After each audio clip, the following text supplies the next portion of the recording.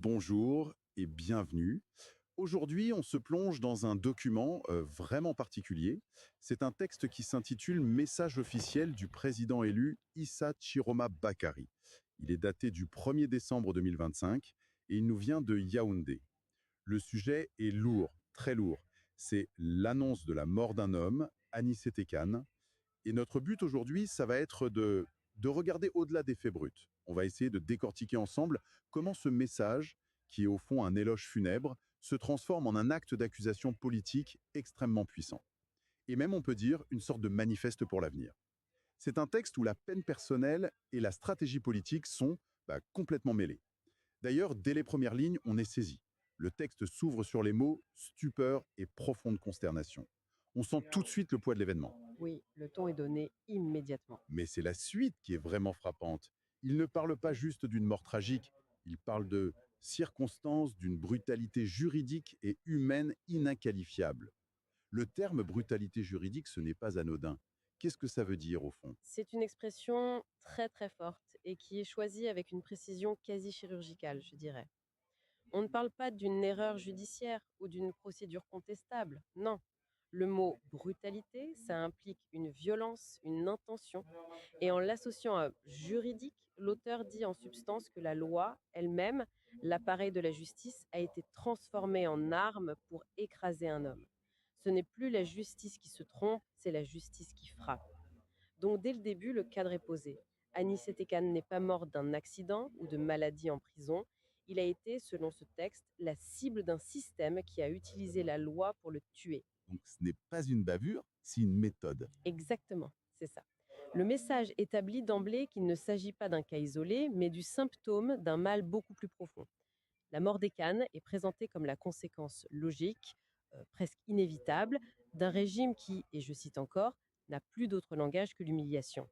Le décor est planté pour un véritable réquisitoire. Et ce réquisitoire, il se poursuit avec une chronologie des faits qui est accablante. Le message raconte son arrestation, qualifiée d'arbitraire, il y a plus de 38 jours. Il insiste sur le fait que rien n'a respecté le moindre cadre légal, mais il y a un détail qui est particulièrement sordide. On apprend que son chauffeur et son neveu ont été arrêtés avant lui. Et le texte dit qu'ils ont servi d'appât pour attirer un homme qui n'a jamais fui ses responsabilités.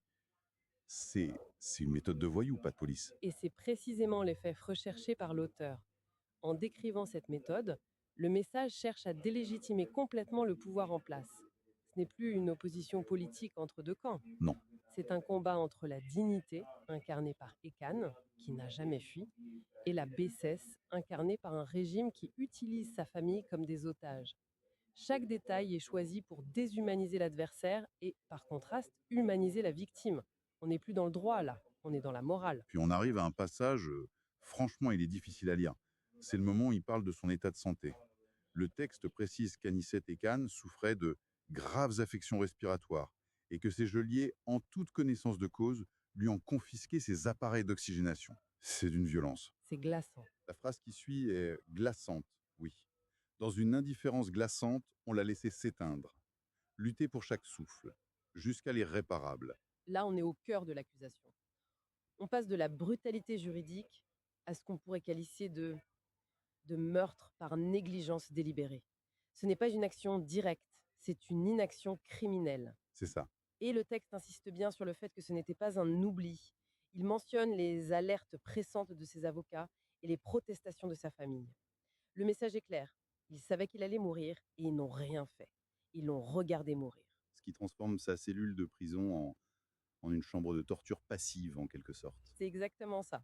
Et en faisant cela, le message ne vise pas seulement les gardiens de prison ou quelques fonctionnaires.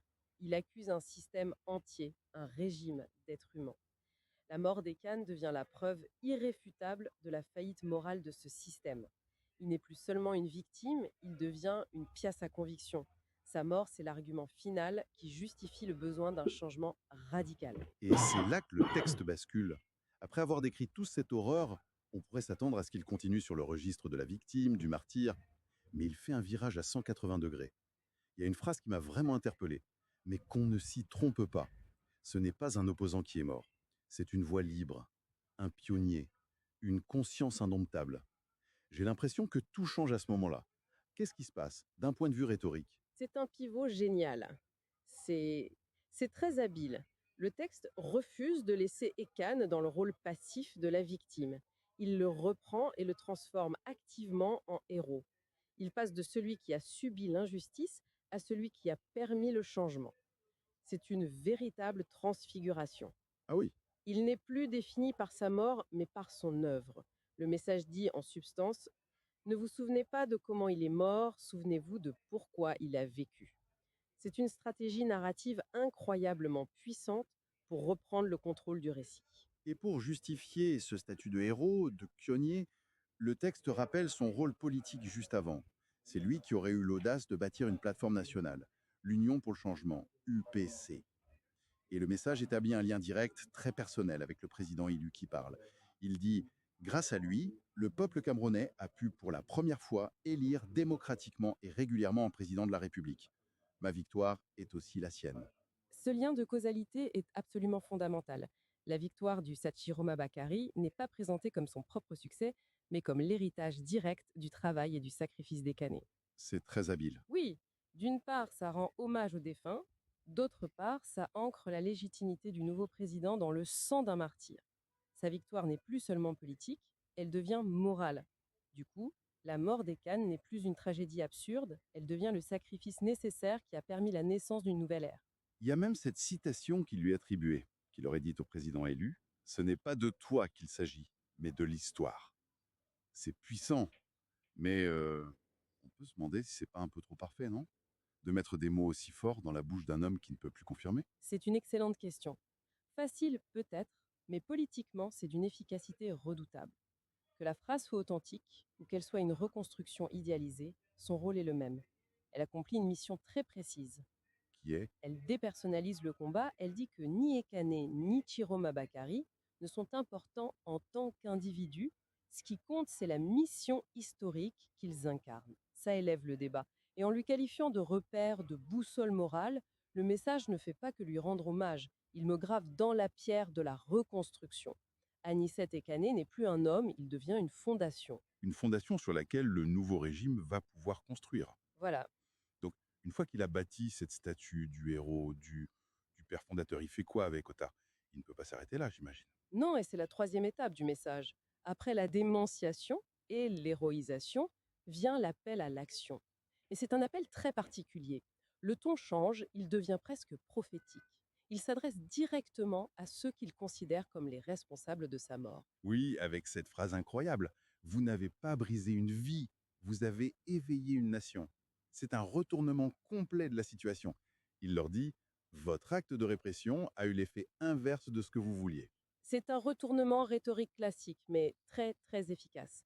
La mort, qui devait être un symbole de défaite et de peur, est redéfinie comme un catalyseur, un acte de naissance. Et la description de cette nation est tout aussi importante. Ce n'est pas une foule en colère et chaotique. Le texte dit: et cette nation, forte de ses martyrs, ne reculera plus. Elle avance, calme, digne, organisée. C'est un message très clair. Très clair. Notre force n'est pas dans la violence, mais dans la discipline et la détermination.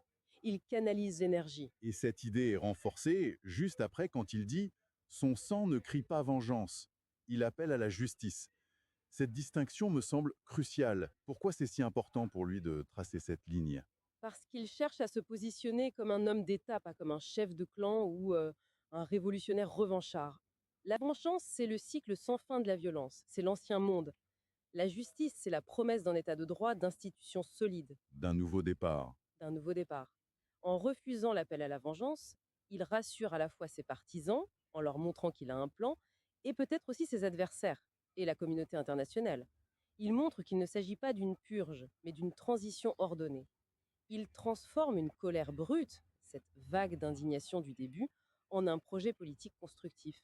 C'est une manière de dire: nous, on n'est pas comme eux. Précisément, il établit une rupture morale fondamentale.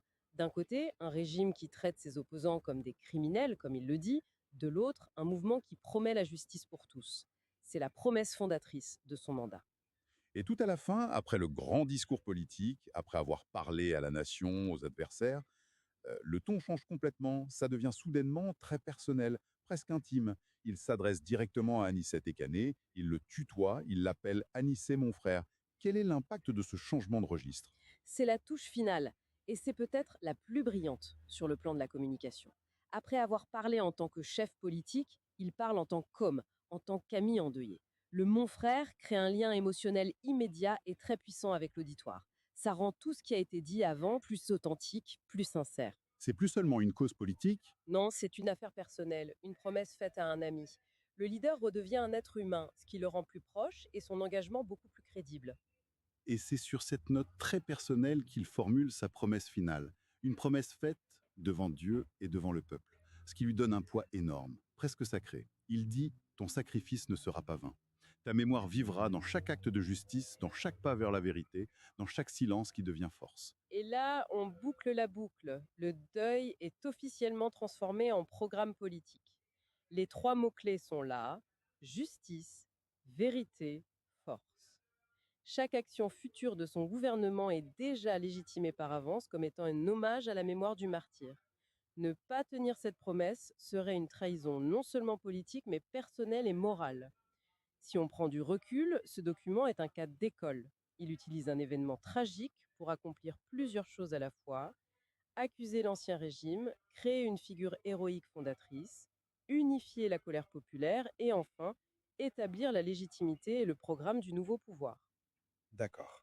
La signature, Issa Chiroma Bakri, président élu de la République du Cameroun, vient sceller ce statut avec une autorité nouvelle forgée dans cette tragédie. Pour résumer un peu notre discussion, ce qu'on a entre les mains, c'est donc bien plus qu'une simple déclaration sur un décès. C'est un texte qui fonctionne sur plusieurs niveaux. C'est un éloge funèbre, bien sûr, mais c'est surtout un réquisitoire implacable contre un système politique et, en même temps, le manifeste de naissance d'un nouveau pouvoir. Tout à fait. On a vu comment la figure d'Anissé Canet est méthodiquement construite pour passer de victime à héros, presque à un mythe fondateur. Et enfin, on a vu comment le texte cherche à transformer une émotion qui pourrait être destructrice, la colère, en un projet politique qui se veut digne, organisé et juste. C'est une excellente synthèse. Et ça nous laisse avec une dernière question, une pensée pour la suite. Ce document montre de manière éclatante comment un leader peut se saisir d'un événement, même le plus tragique, pour forger une histoire, un récit national. Oui, Le martyr tel qu'il est construit ici devient la pierre angulaire de la légitimité du nouveau pouvoir. La question que l'on pourrait se poser finalement, c'est la suivante: jusqu'à quel point la mémoire d'un individu, une fois qu'elle est façonnée, magnifiée par un discours politique aussi puissant, peut-elle devenir une force plus réelle, plus influente que la personne elle-même pour dessiner l'avenir de toute une nation? Est-ce que le symbole